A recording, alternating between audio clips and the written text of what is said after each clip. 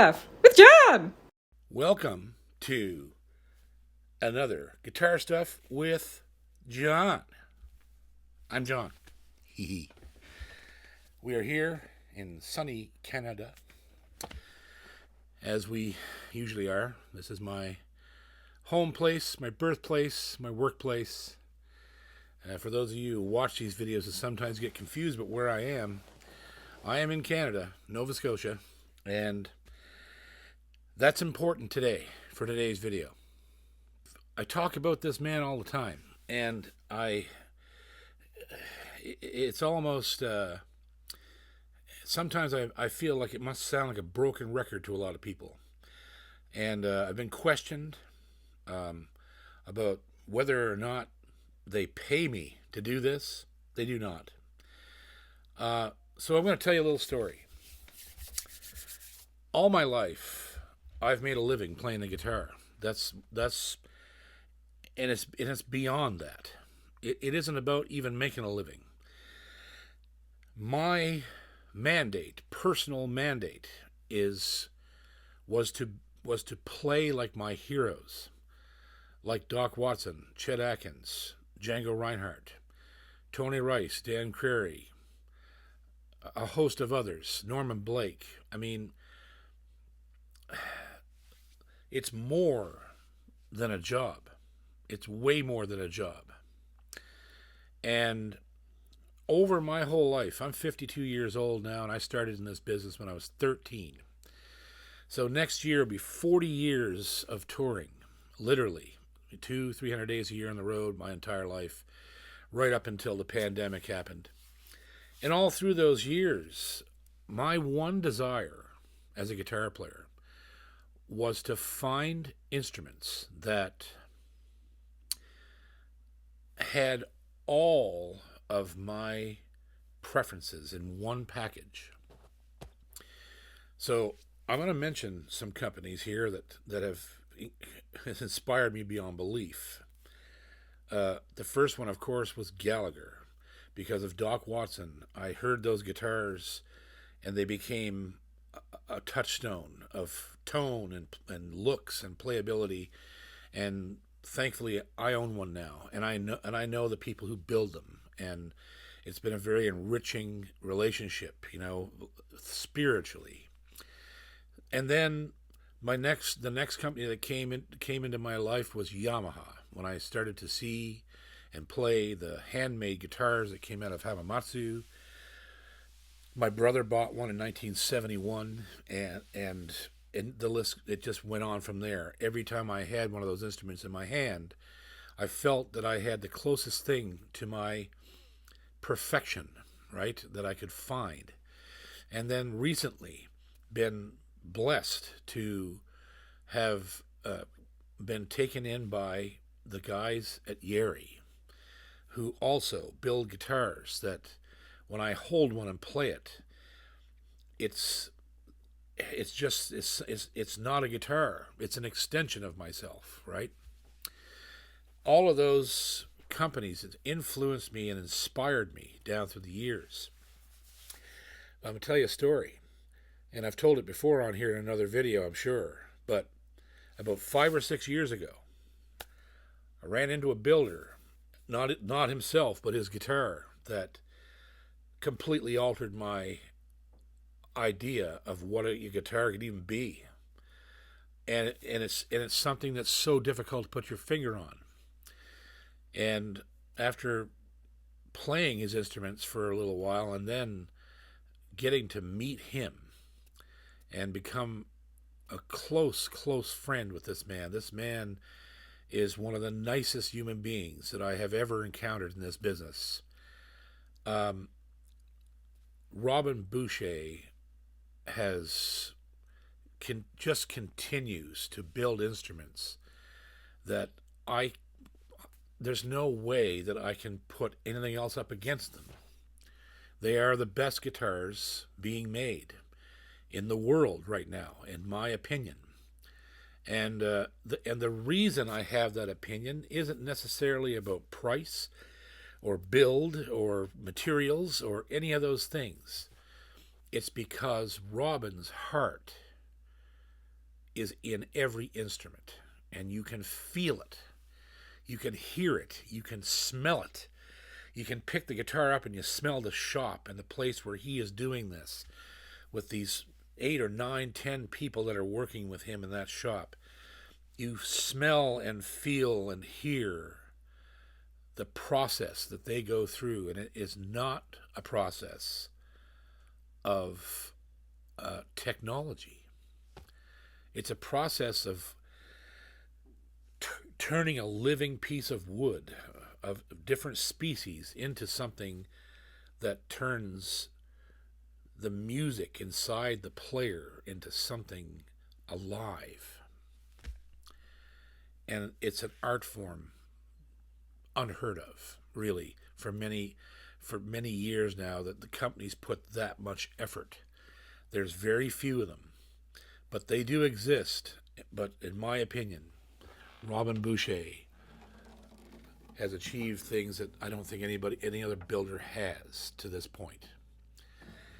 This guitar here is the BG52 GM. And basically, when I first saw this guitar, I'll tell you how this guitar was made. I had a conversation with Robin one day. I said, Boo Boo, my Dreadnaught, my Sunburst Dreadnaught of yours, is one of my favorite guitars. But she's not really a powerhouse. She's a smorgasbord of tone and volume, and just a great guitar, one of the best Dreadnoughts I've ever played. And he said, in his very heavy French accent, said, JP, I will build you the best Dreadnought that you have ever played. And I said, okay. And he said, I'm going to call it the Rocket.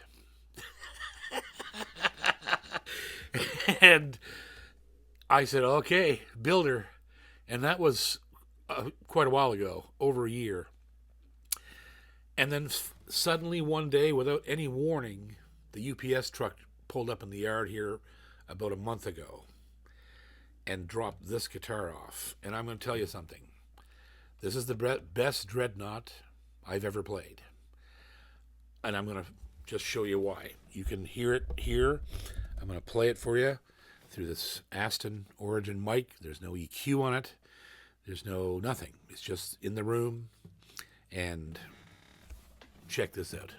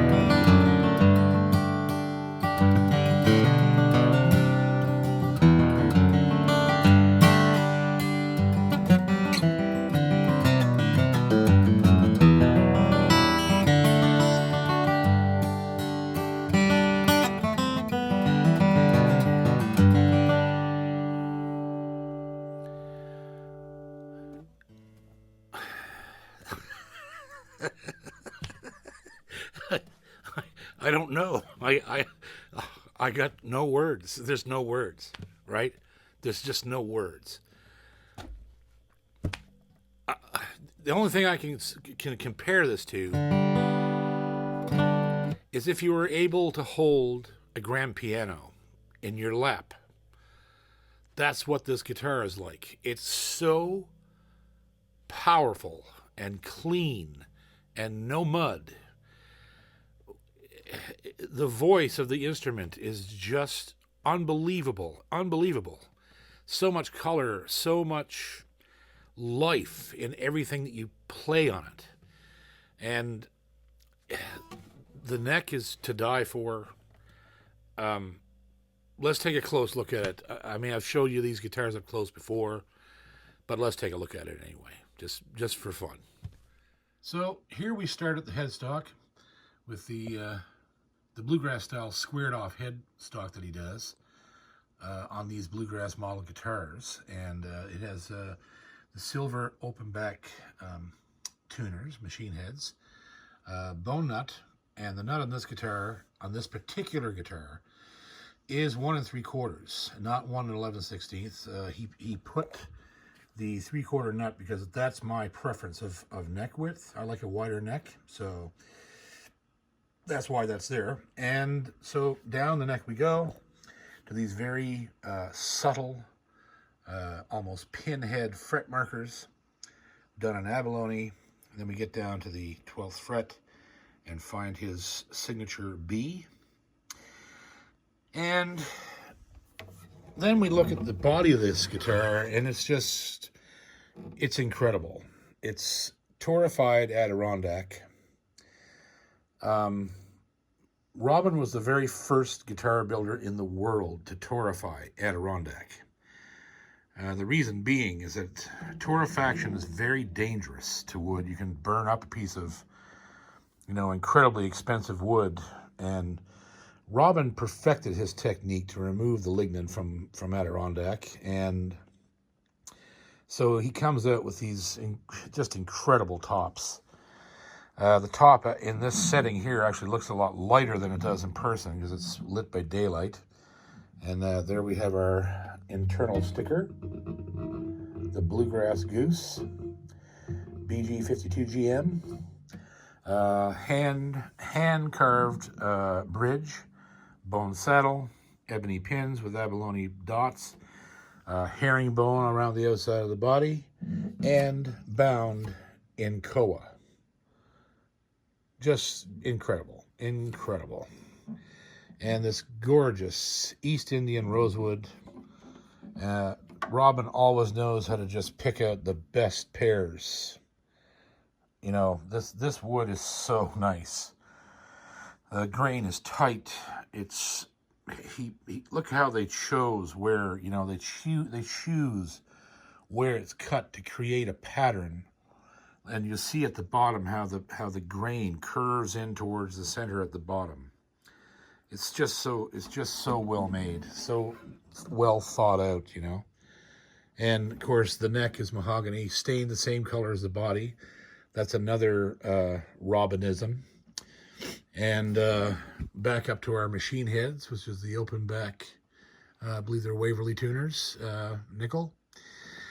And overall, the guitar is it's just amazing. It's just amazing. Beautiful, beautiful instrument. And yeah, let's play it some more. So I don't usually play guitars this much on a review, but I have to do it for this one because I want you to get a good taste of this guitar. So here we go, a little bit of picking for you.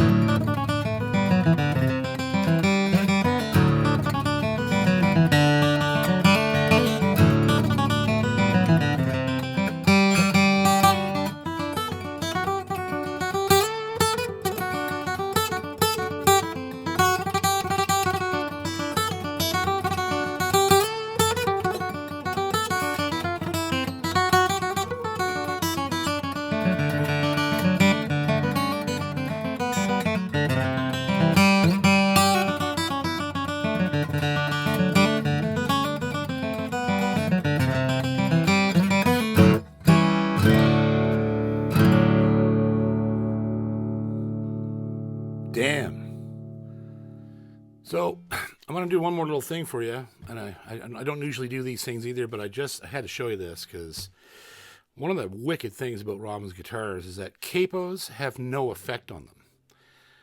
Every other guitar, well, not every other, but a lot of other guitars that I've played in my lifetime, when you put a capo on them, they die. They don't have I believe personally, I don't know if this is true, but it seems to be, could be. In my opinion, I believe that the neck to body connection is not good enough in most guitars, so that when you capo it and shorten the neck by 8 inches, 10 inches, that the neck can vibrate enough to instill the tone in the body. The neck has a lot to do with a guitar. And his guitars, you put capos on them, they laugh, they giggle in your face.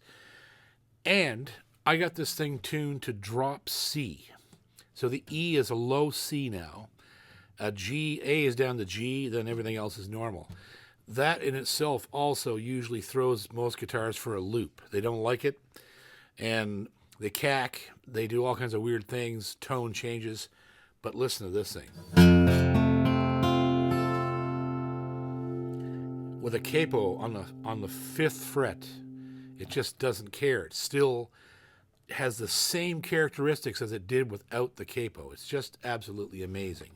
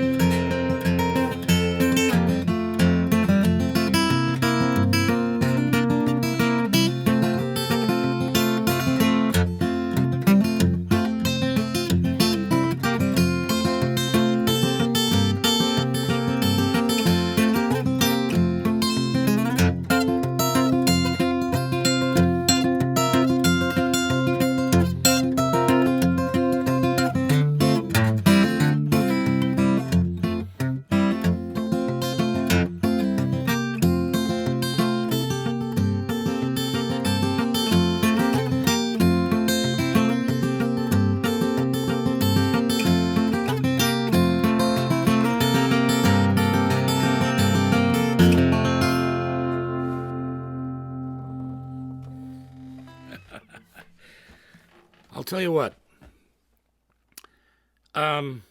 If you're looking for a guitar, a Dreadnaught, that can do anything and do it better than anything else, this is your guitar. Are there other makers that build guitars of this quality? Yeah, there's lots of them. But there's something about Robin's that seems to just surpass everybody else. And I don't know what else to say. These guitars, you can get them in different configurations, different pack, the gold pack. Mine comes with a K&K pickup in it. They run somewheres in the neighborhood between $4,000 and $6,000, depending on where you're buying them, what the configuration is, and the country that you're working out of, whether it be the States or here in Canada. And I can't say enough about them. They're just incredible guitars, and in my heart are at the top of the pantheon of builders. And I love all my other guitars too. And you know that. You see me review the Yaris, the Yamahas, the Gallaghers. These guitars are, all of these instruments are just incredible. But there's something about Robin, and I just believe it's because he's such a wonderful, wonderful man, and he puts a little bit of his own heart and spirit and music. He's a great musician, this man, as well. Beautiful guitar player. And you can tell that this is built by a guy who goes out and gigs, And so there you go. There's an incredible instrument, another incredible instrument from Robin Boucher, Boucher Guitars here in Canada and Quebec. Berthier-sur-Mer, the little tiny village where he builds these instruments, and they are making an impression all over this world. They're in the States, they're in France, they're all over Europe, they're in the UK. He's making an incredible impact, especially now during this time of tribulation.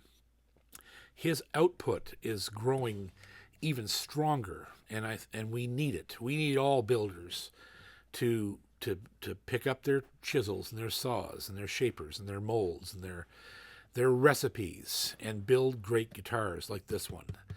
And a lot of people are doing that. So I want to thank Robin for, in my humble opinion, being the tip of the spear. And if he will see this, and I know he will just sit there and shake his head, because he doesn't think of himself that way at all.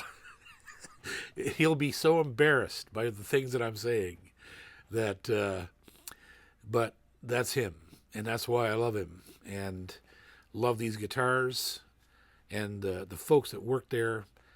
Guillaume de Silva, who's the rep for the world, and Julian, our man at the quality control bench, who does all the final setup, stringing, nut cutting, saddle cutting, pickup, install. These people and all the people who are in there working on their individual jobs, whether it be from cutting braces and binding and finish and finding the wood, it's an amazing operation. And when the pandemic's over, I certainly hope that more people go there. And he would welcome you in with open arms to see what they do in that little tiny shop.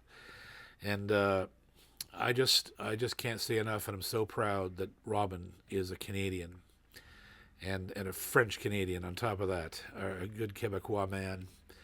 And we love you, and we love guitar players here on this channel. We thank everyone for subscribing to us. Our subscriptions have exploded. Please subscribe if you haven't done it already. I will continue to find guitars like this one all the time, and it's a beautiful thing that there's builders in the world today that take this much care to build an instrument that is meant to last for generations, and instead of being perhaps a cookie cutter throwaway kind of thing that you can trade off like a hockey card. These guitars aren't that. Once you own this guitar, or any of the guitars that I really review on here, you won't want to turn them loose. And that's the whole idea, is to make us want to play. And when we practice and when we make the breakthroughs, we make them on an instrument that's capable of inspiring us. Thank you very much. I love you guys. Love you guys very much. I'm JP Cormier, and keep on picking.